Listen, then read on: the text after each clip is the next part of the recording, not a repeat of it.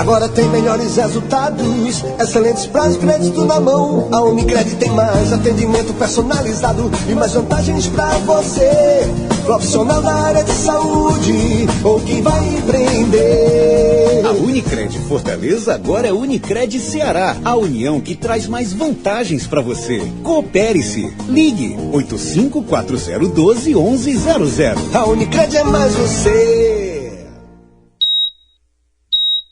Em grandes feriados, a demanda por transfusões aumenta muito e o estoque dos bancos de sangue precisa ser abastecido. Se você fica parado, fica mais difícil salvar vidas. Não fique parado. O que dói mais é saber que você poderia estar doando. Vá ao Hemoce, doe sangue e ajude a salvar vidas. Uma campanha do Hemoce e Governo do Estado do Ceará. Para uma vida saudável, pequenas mudanças de hábitos podem fazer uma grande diferença. Faça exercícios físicos. Inclua frutas e verduras na sua alimentação. Não fume e mantenha sua saúde em dia. Para uma vida saudável, conte com quem entende de saúde. Conte com a Pronto Clínica. Atendimento médico, fisioterápico, ultrassonográfico e laboratorial. Pronto Clínica. Ligue 3291-2121, Avenida L 780, próximo ao Hospital Gonzaga Mota, no José Walter. Para uma vida tranquila, pequenos cuidados podem fazer uma grande diferença. Faça contratos seguros. Contrate sempre um advogado. Para uma vida tranquila, conte com a Pronto Service. Assessoria e consultoria para municípios, pessoas físicas e empresas. Administração de imóveis e tudo para a sua segurança administrativa. Pronto Service. Ligue 3291-3588, Avenida L 780, primeiro andar, próximo ao Hospital Gonzaga Mota, no José Walter.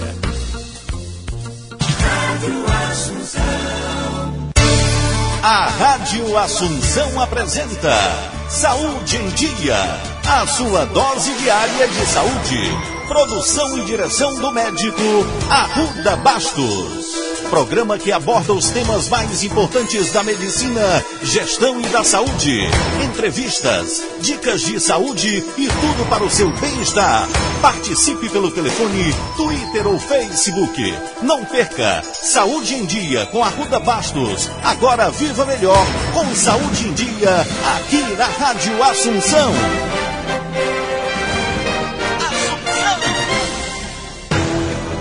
Doutora Arruda Bastos.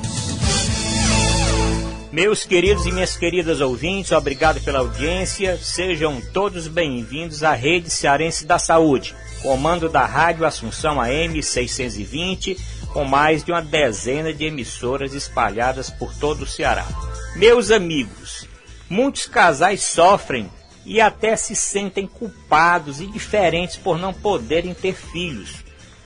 A dificuldade de gerar um bebê é atribuída a uma série de fatores, mas felizmente, com o tratamento e o diagnóstico correto, este problema pode ser solucionado.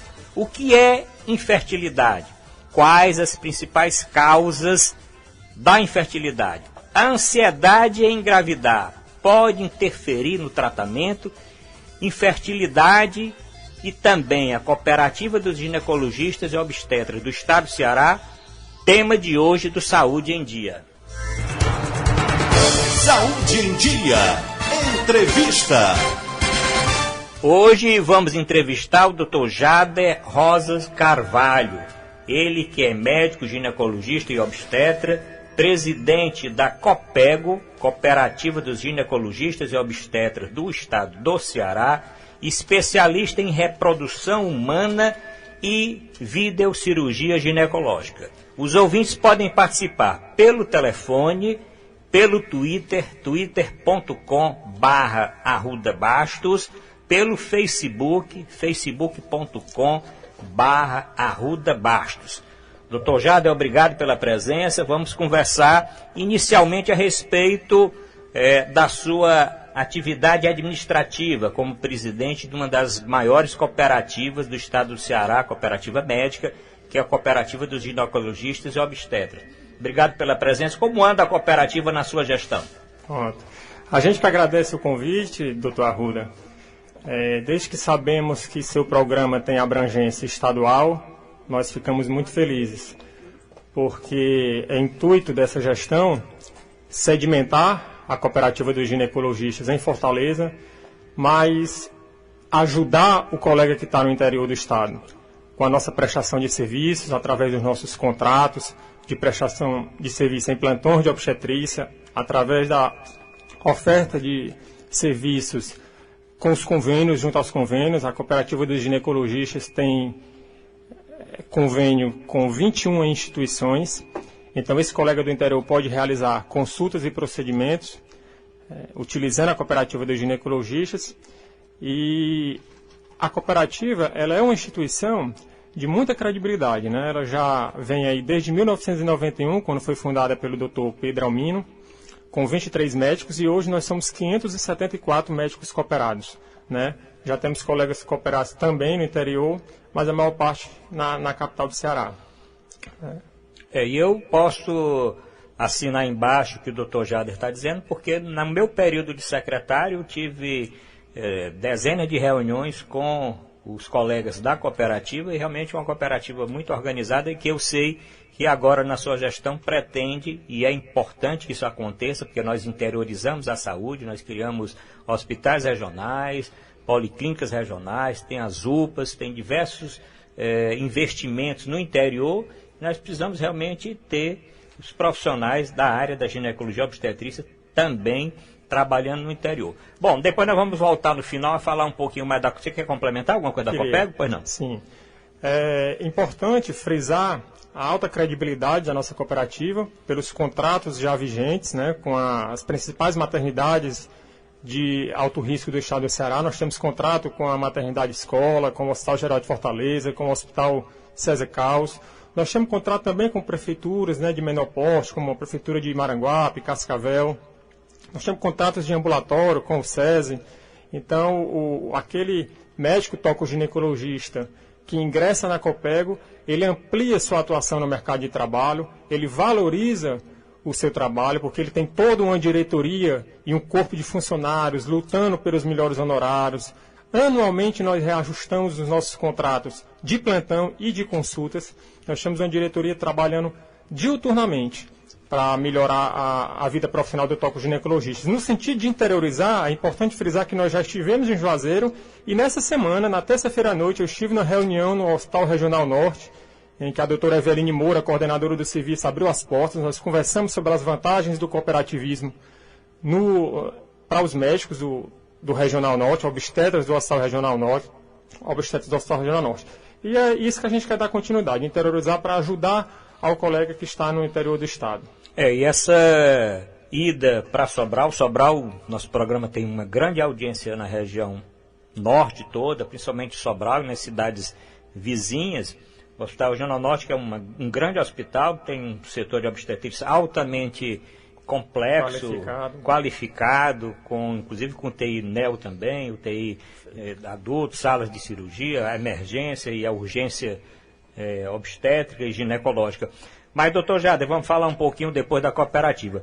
O tema infertilidade. Primeiro, faça uma diferença de infertilidade e esterilidade. Às vezes o paciente confunde: doutor, eu sou estéril ou eu sou infértil? Existe diferença, né? A esterilidade é a impossibilidade permanente de ter filhos, né?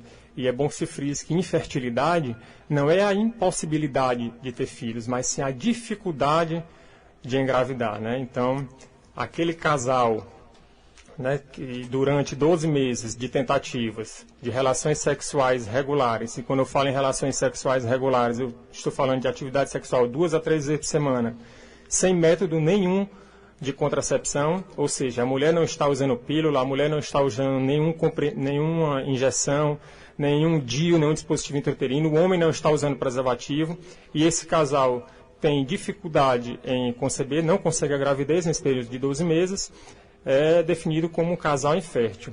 E é bom que se frise, viu, Arruda, que quando eu falo em infertilidade, a gente às vezes até é injusto em pensar só na mulher.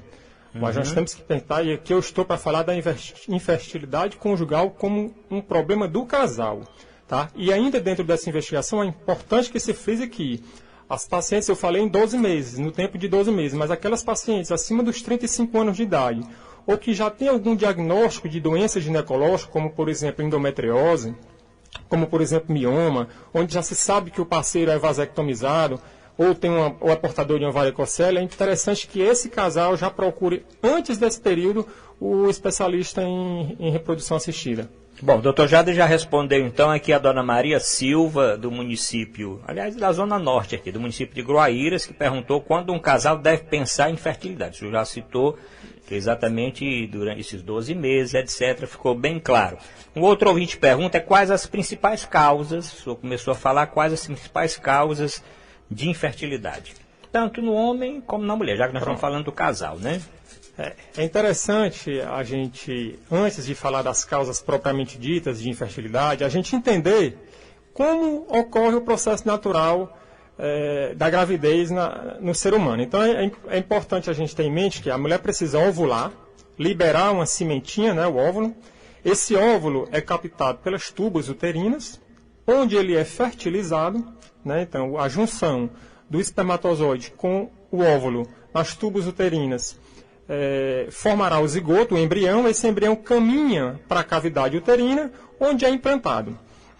Né? Então, daí a gente já pode citar as causas de infertilidade entendendo esse processo. Lembrando que, mais uma vez, não podemos ser injustos com as mulheres. E a estatística está aí para mostrar isso.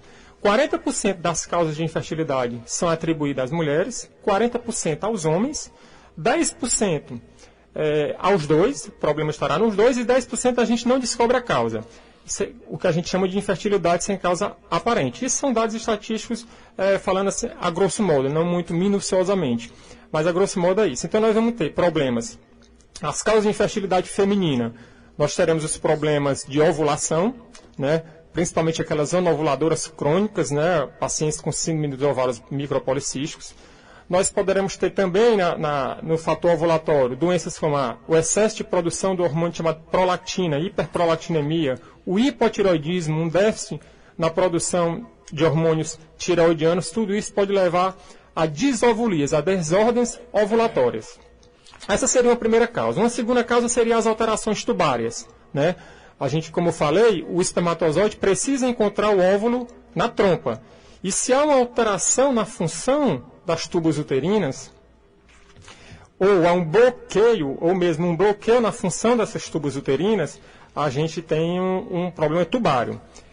Por fim, mais um fator de infertilidade feminina será as alterações uterinas, de cavidade uterina. Então, se essa mulher apresenta miomas uterinos, pólipos endometriais, aderências intrauterinas, chamadas de sinecas intrauterinas, geralmente pacientes com história de curetagens prévias, pacientes com endometrites, com infecções não diagnosticadas previamente, esses pacientes também terão as malformações uterinas, útero bicorno, útero septário. Então, são algumas patologias que alteram a anatomia e que causam distorção anatômica do sistema reprodutor feminino.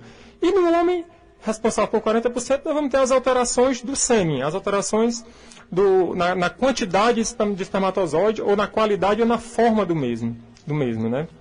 Bom, vamos introduzir aqui então o nosso querido jornalista Ronald Machado. Ronald Machado, vamos lá, uma pergunta. Doutor Jader, boa sorte para o senhor na nossa nova presidência aí da qual pego Ceará. A minha pergunta é sobre fertilização in vitro.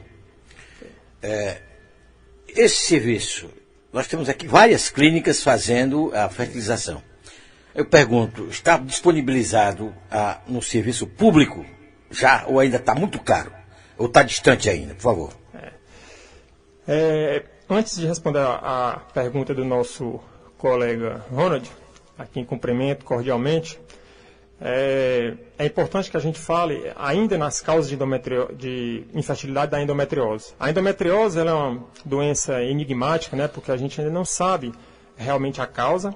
né? É uma doença de múltiplas teorias, mas que afeta tanto a ovulação, como altera a função das tubas, como altera o interior do útero, o endométrio, né? A cavidade que reveste internamente o útero. Então é importante frisar naquelas pacientes com cólicas menstruais fortes, com cólicas menstruais incapacitantes, que levam a absenteísmo, como por exemplo, aquelas pacientes que faltam à escola, que faltam ao trabalho, que tomam múltiplos analgésicos no período menstrual, aquelas pacientes que vão à emergência no período menstrual tomar remédio injetável, procurem seu ginecologista, porque não é normal, tá? E aquelas associadas também com dor no ato sexual, que a gente chama de dispareunia. Tá? Então a endometriose ela tem essas duas faces, a face da dor e a face da infertilidade. É importante, como o colega Ronald colocou, falou nas clínicas de reprodução assistida, essas pacientes portadoras de endometriose são as que mais habitam as clínicas de reprodução assistida. Pelo menos 50% aí das pacientes que nós atendemos na clínica privada de reprodução humana são portadoras de endometriose. Né? O Ceará avançou muito no tratamento, não o Ceará, o mundo, mas essas mudanças no tratamento, no diagnóstico da endometriose e da infertilidade chegou ao Ceará. Hoje nós temos aí o núcleo de endometriose do Ceará, brilhantemente coordenado pelo Dr. Sidney Pisse, que nós somos membros do núcleo, né, que com cirurgias semanais e aulas científicas mensais, a gente oferece um tratamento para dor e para infertilidade relacionada à endometriose. E, especificamente na pergunta do Ronald, o tratamento de reprodução assistida ele foi barateado. Ao longo do tempo, a gente percebe que houve uma redução no valor dos medicamentos utilizados, né? Pelo número de laboratórios que surgiram, houve um valor, hoje o valor é mais acessível, né, para a utilização dos laboratórios, mas ainda no Ceará carece de um serviço público que ofereça esse tratamento de reprodução assistida, tanto da inseminação intrauterina como da fertilização in vitro. Bom, doutor Jade, o Ronald antecipou aqui, mas eu queria que o senhor falasse dos principais tratamentos. O Ronald falou num deles, né, que isso aí deve ser, acredito, já o final da linha, né, mas fale aí no início. O casal teve o diagnóstico, ele realmente ele está caracterizado como um casal que tem um problema de infertilidade, né? Pode ser no homem, pode ser na mulher ou até nos dois. Quais os tratamentos iniciais? Como esse casal que está escutando o nosso programa, como a senhora, o senhor que está escutando o nosso programa, deve se conduzir? Bem, é importante frisar para os colegas ouvintes, para as pessoas ouvintes e para os colegas médicos que a infertilidade não é tão rara como a gente pensa. Né? Ela atinge aí 10 a 15% dos casais, ou seja, a cada 10 casais que me procurarem no consultório, um ou dois terá problema em conceber, em gestar. Né? Os tratamentos de reprodução assistida, eles vão desde os tratamentos de baixa complexidade até os tratamentos de alta complexidade. Né? E isso vai depender do distúrbio base que causa a infertilidade no casal. Se não, vamos a alguns exemplos. Né? Se o casal apresenta, se o homem apresenta uma alteração no esperma, mas essa alteração na concentração do espermatozoide, ou na forma do espermatozoide, ou na movimentação do espermatozoide, é uma alteração leve, e isso é facilmente diagnosticado pelo exame de espermograma, que faz parte dos exames básicos na investigação do casal infértil, a gente pode estar oferecendo para esse homem uma inseminação intrauterina, que é um tratamento que nós utilizamos medicamentos indutores da ovulação, e em um determinado período nós acompanhamos essa estimulação da ovulação por ultrassonografia. Quando os folículos ovarianos atingem aproximadamente 18 milímetros, um tamanho adequado, nós fazemos uma droga que vai amadurecer aqueles óvulos e facilitar a ovulação. E nesse instante, nós programamos 34 a 36 horas aí, depois da utilização dessa droga para amadurecer os óvulos, a gente faz a inseminação com o sêmen do homem, do parceiro. Esse sêmen é coletado por masturbação, é processado no laboratório, onde a bióloga vai limpar aquele sêmen e capacitar e selecionar os melhores espermatozoides, que serão inseminados no interior do útero. Esses espermatozoides, então, feita a inseminação, nós coletamos um exame de gravidez, um beta-HCG, 12 dias após. Ainda nos tratamentos de reprodução assistida, nós podemos também lançar mão daquelas pacientes, como, por exemplo, com síndrome dos ovários micropolicísticos, ou anovulação crônica. A gente pode utilizar de métodos ainda menos complexos, como, por exemplo, a relação sexual programada. O que é isso? O médico acompanha a ovulação da paciente, através de ultrassonografia. Quando o óvulo daquela mulher, naquele período do ciclo menstrual, atinge um tamanho adequado, nós fazemos também essa droga que amadurece e facilita a postura do óvulo, e então programamos a relação sexual para o período fértil, né? Que será aproximadamente 34 a 36 horas após a administração do HCG, que é a droga para amadurecer o óvulo dessa paciente. Então, os tratamentos de reprodução, eles vão desde esses problemas mais simples, como os ovários micropolicísticos, alterações de semileve, a endometriose leve também permite um tratamento desse, e até os tratamentos mais sofisticados, mais complexos. E aí entraria aquela paciente com endometriose ovariana grave, né, com parceiros vasectomizados, pacientes que, por um motivo ou outro, não têm as tropas, têm uma obstrução tubária bilateral, não passível de correção cirúrgica.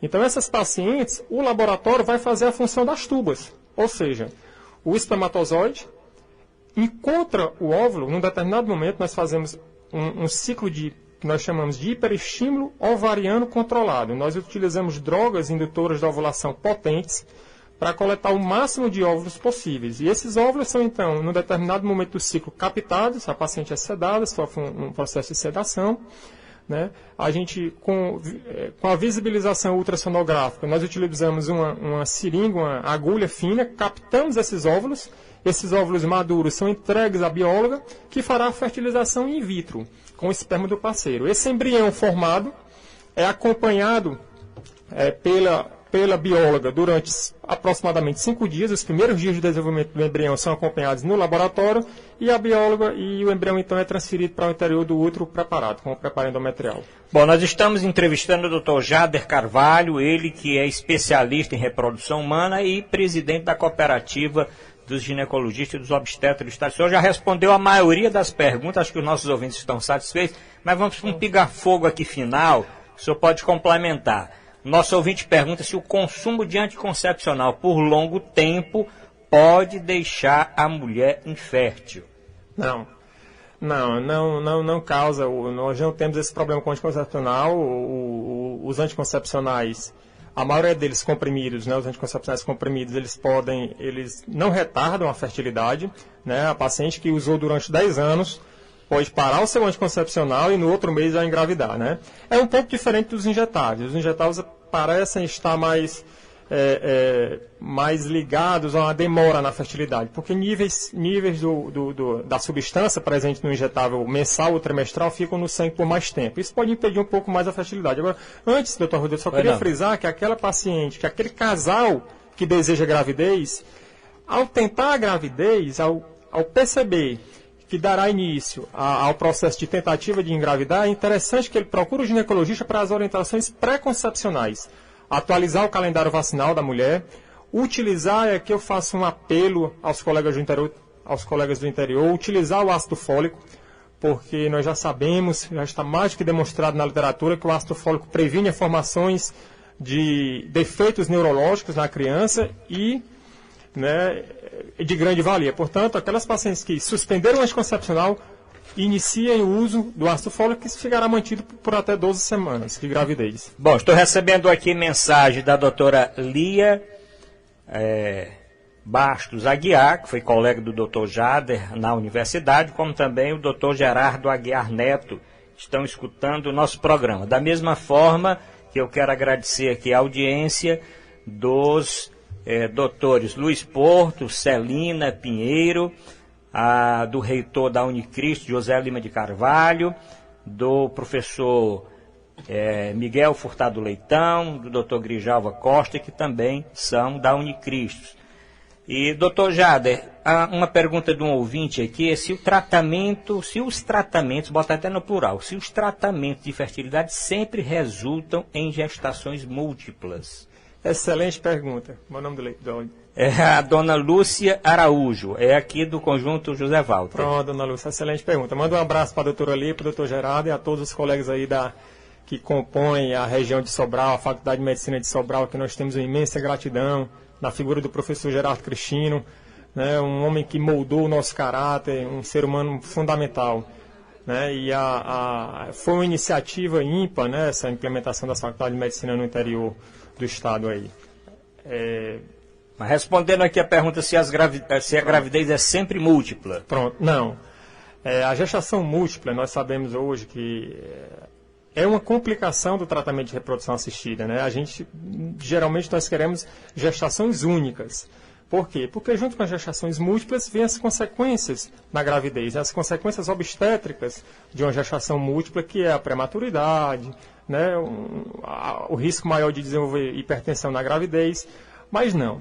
Na verdade, nos tratamentos de reprodução assistida, a depender da idade, aquelas pacientes com idade abaixo de 35 anos, nós transferimos 2 embriões.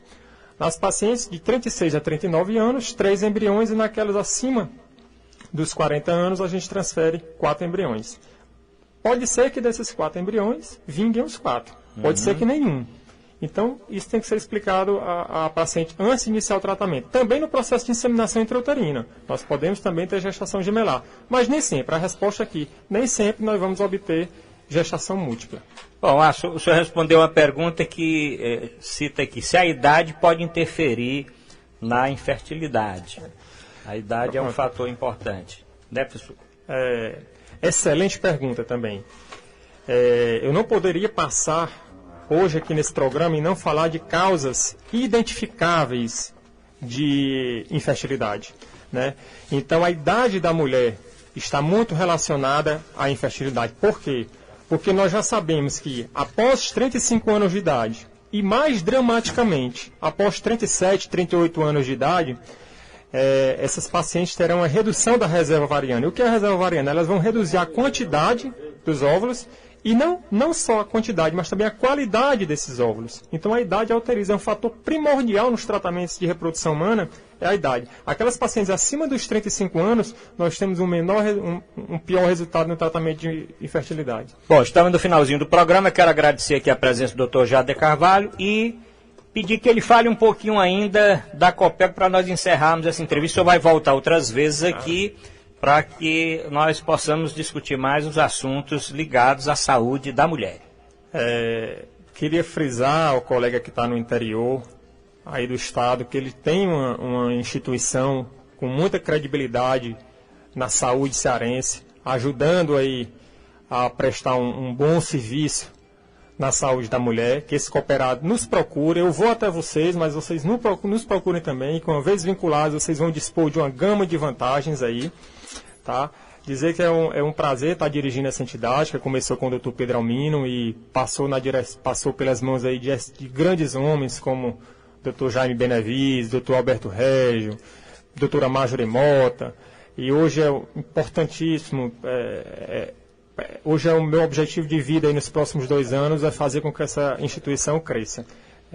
Um forte abraço, eu agradeço profundamente o convite do Dr. Arruda Bastos, divulgar o cooperativismo ao colega do interior, ajudar na saúde da mulher, a tratar de temas sobre a infertilidade. Estamos à disposição, doutor Arruda. Foi um grande prazer. O prazer foi nosso aqui. Prazer foi nosso. Lembrança para o seu pai, né, o doutor Juarez Carvalho, que foi inclusive obstetra da minha esposa, do meu primeiro filho, que hoje é médico radiologista, já esteve conosco aqui, o doutor Bruno Cordeiro Bastos, me deu uma lembrança aí da Marcília e, em particular, minha. Bom, obrigado pela audiência. Continue com a nossa programação. Tenha um excelente dia. Fiquem com Deus e tudo pela saúde do nosso Brasil. Brasil! A Rádio Assunção apresentou Saúde em Dia. A sua dose diária de saúde. Produção e direção do médico Arruda Bastos. Programa que aborda os temas mais importantes da medicina, gestão e da saúde. Entrevistas, dicas de saúde e tudo para o seu bem-estar. Saúde em Dia com Arruda Bastos. Agora viva melhor com Saúde em Dia, aqui na Rádio Assunção.